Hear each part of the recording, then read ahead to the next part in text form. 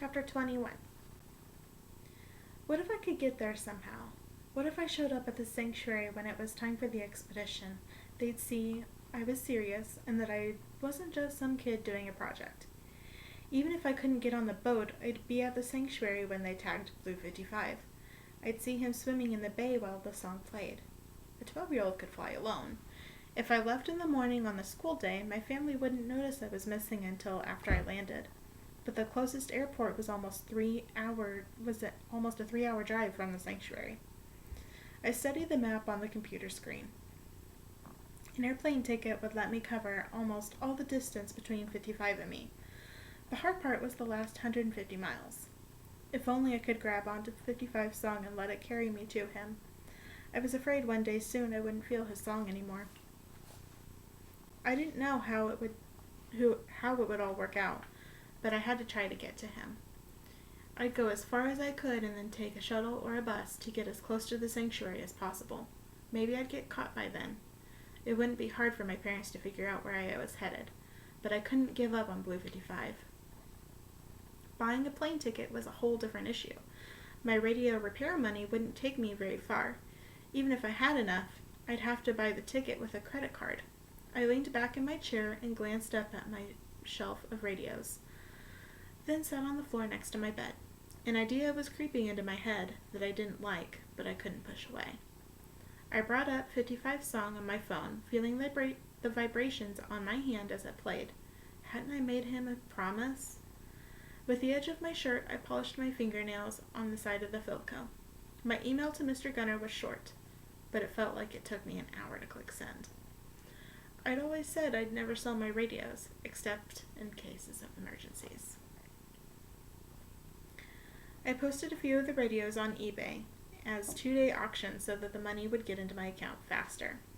The next day after school, I hurried home to pick up the Philco.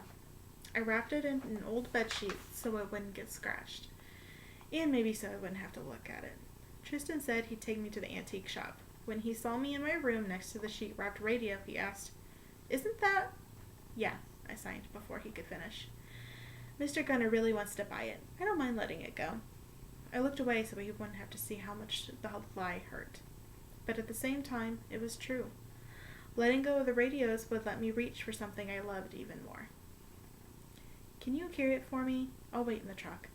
I slipped past him and ran downstairs.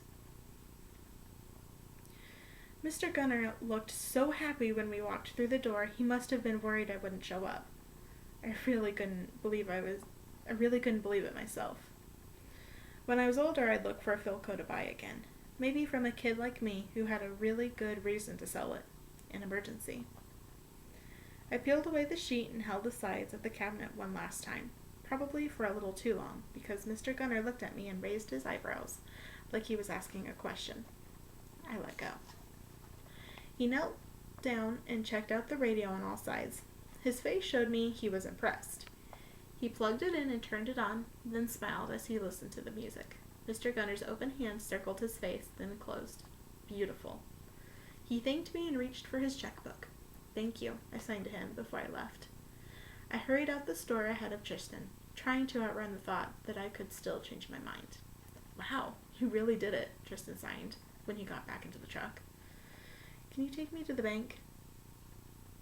When we pulled into the drive-through lanes, Tristan put in a deposit slip and check into the plastic tube for me.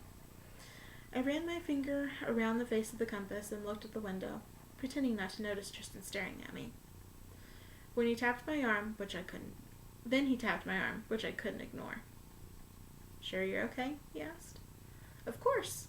I gave what I hoped was a convincing smile, and I sat back in my seat while I did this every day. No big deal. And that was chapter 21, sorry.